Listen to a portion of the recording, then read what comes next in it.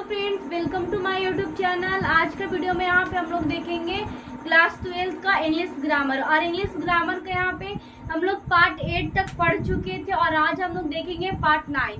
So part 9 में हम लोग किसके बारे में यूज करना सीखेंगे, तो use of shall and will. देखिए पार्ट 8 में भी हम लोग use of shall and will का यूज करना सीखे थे, बट वहाँ पे क्या था कि हमारा कुछ जो टॉपिक थे, एक आध दो टॉपिक था वो शैल विल के अंदर वो बच गया था। तो आज हम लोग पार्ट 9 में कवर कर लेंगे। तो चलिए हम लोग यहाँ पे लिखते हैं यूज ऑफ शैल और विल, यानी कि शैल विल का इस्तेमाल में यहाँ पे हम लोग देखेंगे टू शो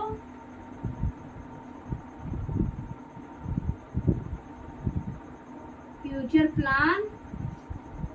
ठीक है, बोल रहा है कि अगर आपको किसी के फ्यूचर प्लान के बारे में, किसी का मतलब किसी का फ्यूचर में कोई प्लान होता है कि मैं ये करूंगा या फिर मैं ये करूंगी, मैं ये खरीद लूंगी, मैं ये खरीद लूंगा, मैं उसको ये दे दूंगा, मैं उसको दे दूंगी, इस तरीके से। ठीक है, किसी का फ्यूचर में कुछ प्लान होता है तो उसका इस्तेमाल के लिए भी हम लोग शैल और विल का इस्तेमाल कर सकते हैं। ठीक है, उस केस में।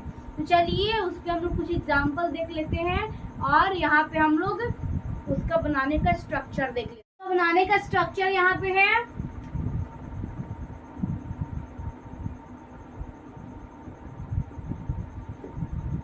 सब्जेक्ट प्लस शैल या will plus verb plus object. ठीक है, और यहाँ पे हम आपको कल बताए थे कि आपको जैसे कि आई और वी के साथ आपको शैल का इस्तेमाल करना है, फिर आपको आई और वी के साथ आपको किसी का केस में विल का इस्तेमाल करना है, बाकी सबके साथ शैल का, फिर किसी केस में बाकी सबके साथ विल का।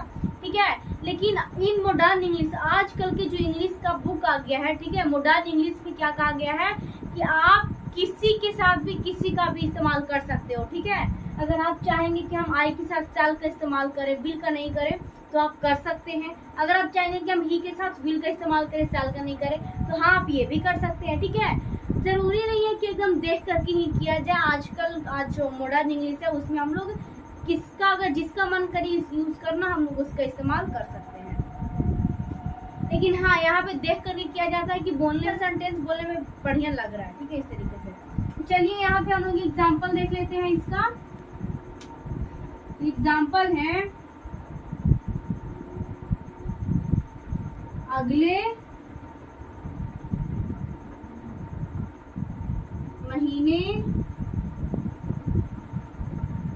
मेरा भाई एक नई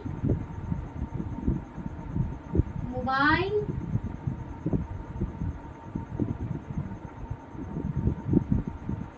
खरीदेगा। क्या बोल रहा है, मैं अगले महीने मेरा भाई एक नई मोबाइल नई होगा इस तरीके से आपका, मेरा भाई अगले महीने मेरा भाई एक नई मोबाइल खरीदेगा। तो यहाँ पे क्या बोल रहा है कि अगले महीने खरीदेगा, यहाँ पे खरीदा नहीं है, अभी फ्यूचर में खरीदेगा। ठीक है, तो यहाँ पे फ्यूचर प्लान को दिखा रहा है। तो हम लोग यहाँ किसका इस्तेमाल करेंगे, शैल और विल का हम लोग किसी एक का इस्तेमाल कर सकते हैं और ये वाला रूल पे आपका बनेगा। बनाइए यहाँ पे आप, चलिए बनाते हैं। माई ब्रदर विल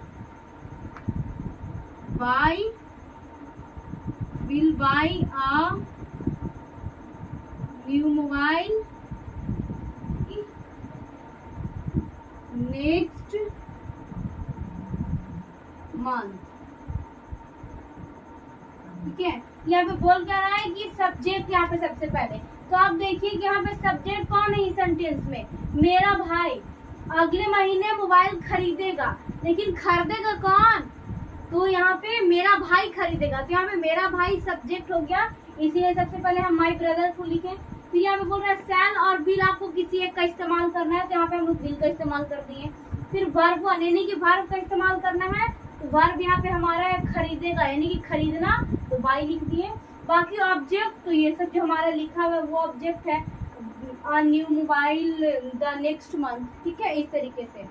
फिर हम सेकंड एग्जांपल देख लेते हैं, नेक्स्ट हम लोग देख लेते हैं अगले महीने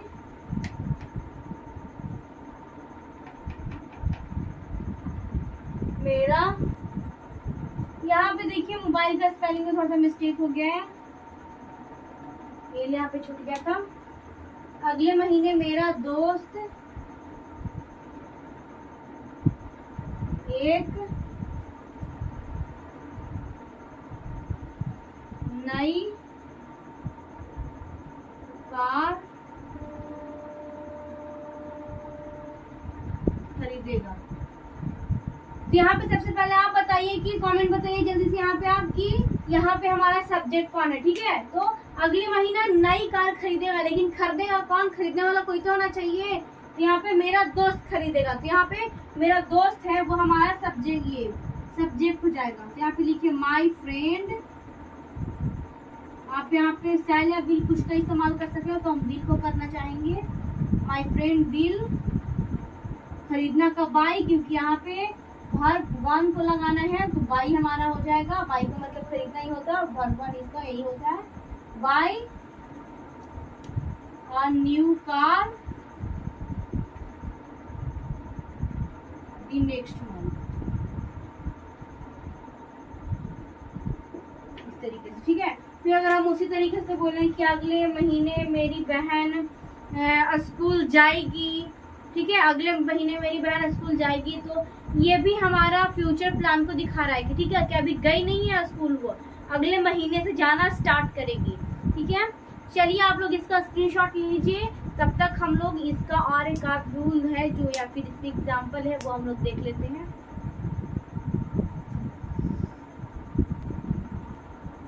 तो हम उम्मीद करते हैं कि आप लोग उसका स्क्रीनशॉट ले लिए होंगे।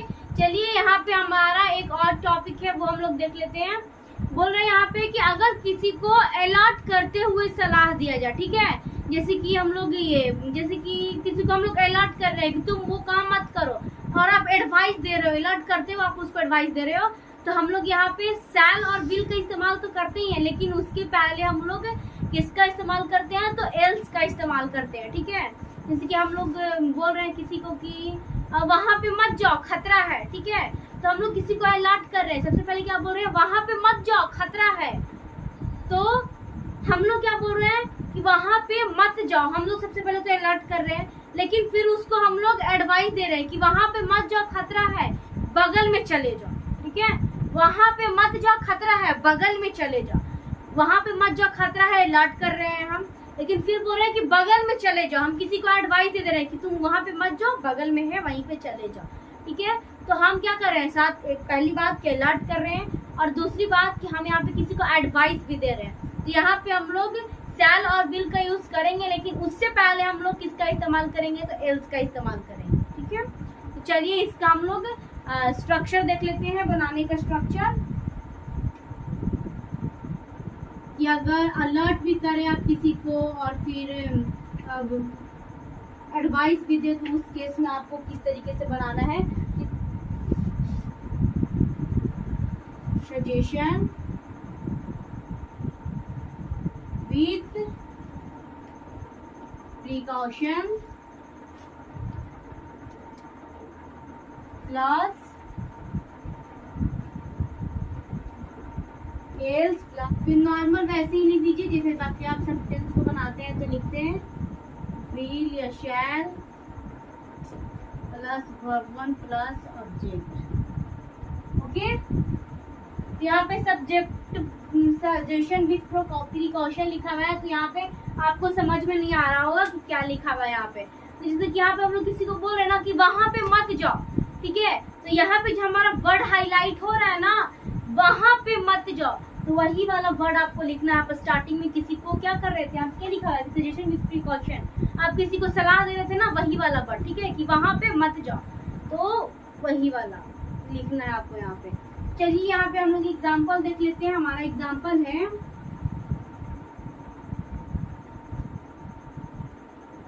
तेज दौड़ो,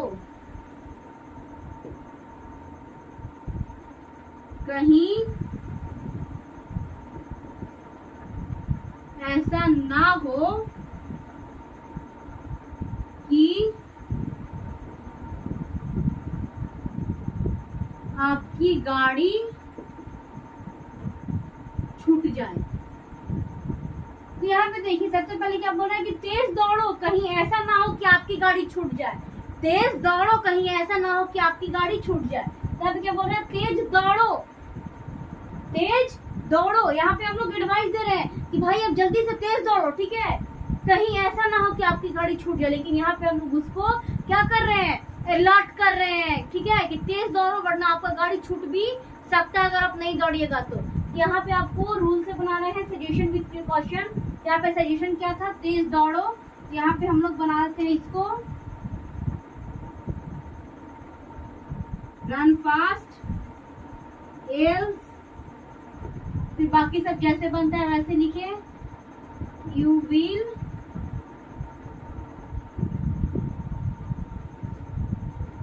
मिस द कार, उस तरीके से, ठीक है। तेज दौड़ो कहीं ऐसा ना हो कि आपकी गाड़ी छूट जाए, तो run fast else you will miss the car. फिर उसी तरीके से तेज दौड़ो कहीं ऐसा ना हो कि आपकी ट्रेन ही छूट जाए, तो run fast else you will miss the train, इस तरीके से, ठीक है। तो देखिए यहाँ पे तो हम लोग पार्ट 9 में हम लोग 2 रूल का यूज करने के लिए सीख गए। तो अगले पार्ट में हम लोग देखेंगे वो अलग हमारा रूल होगा यूज करने के लिए। तो थैंक्स।